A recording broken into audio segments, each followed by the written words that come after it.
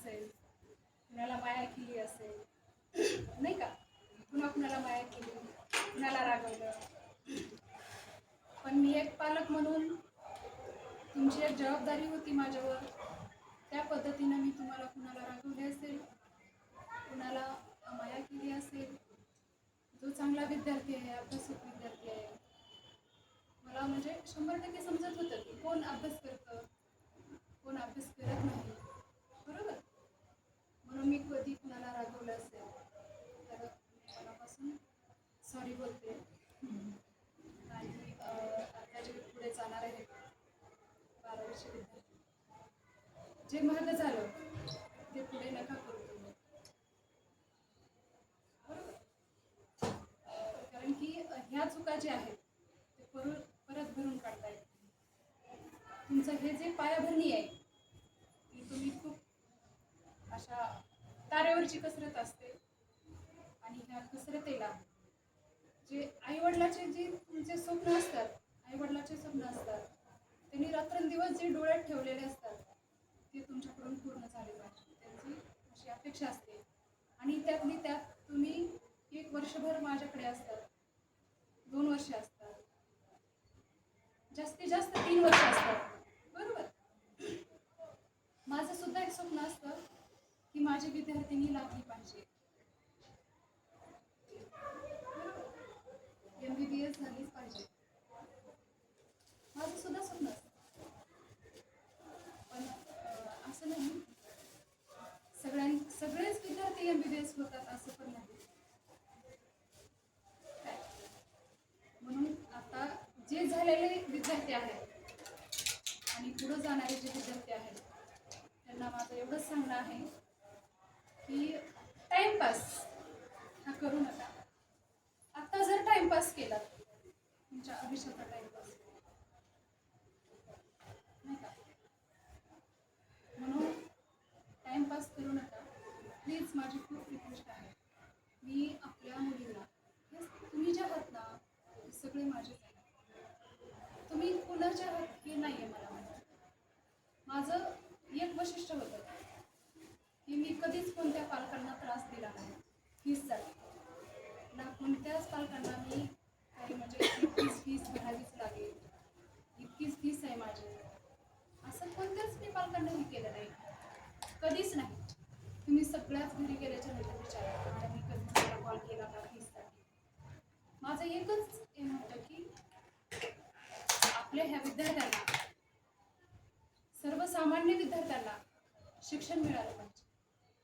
आणि ह्या लातूरसारख्या ठिकाणी त्यांचं पण स्वप्न असेल, पैसे नाहीत म्हणून असं नाही, त्यांचंही स्वप्न असेल. म्हणून मी कोणत्याच पालकांना हट्ट केला नाही की एवढी फीस भरावीच लागेल किंवा एवढी फीस आहेच माझी. प्रत्येक हॉस्टेलला 1 लाख, 1,10,000, 1,20,000 फीस आहे. पण मी पालक बघूनच नाही, जो पालकांचं खरंच कोणता पालक कसा आहे त्या पद्धतीनं मी फीस घेतली. आणि तुम्हाला सगळ्या, मला जेवढं होता होईल तेवढं मी तुम्हाला जाग्यावर सगळ्या गोष्टी राबवायचे प्रयत्न केले.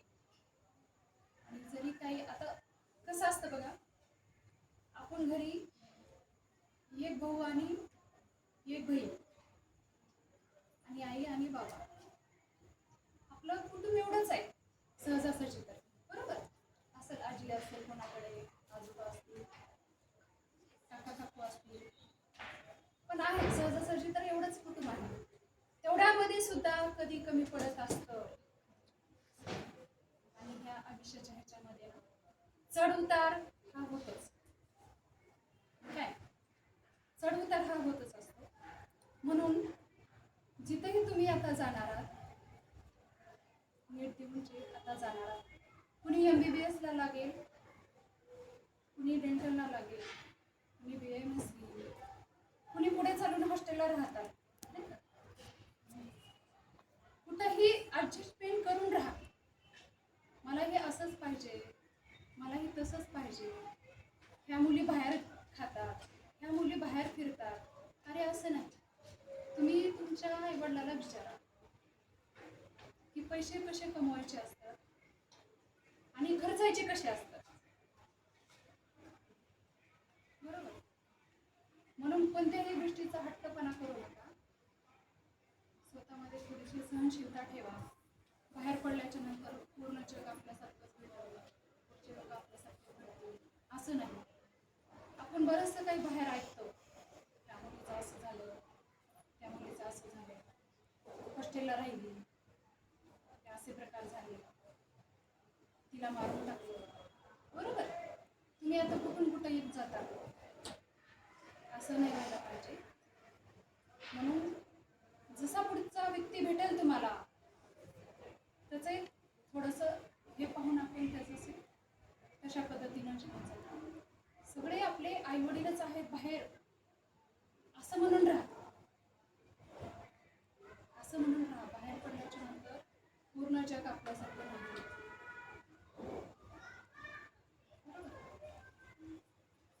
आणि त्यांना स्पष्टपणे ज्यावेळेस तुम्ही सुरुवातीला प्रवेश केला, बऱ्याच जण मुली रडत होत्या, नाही का. मी आज बऱ्याच जणींचं ऐकलं की आम्हाला जाऊ वाटत नाही,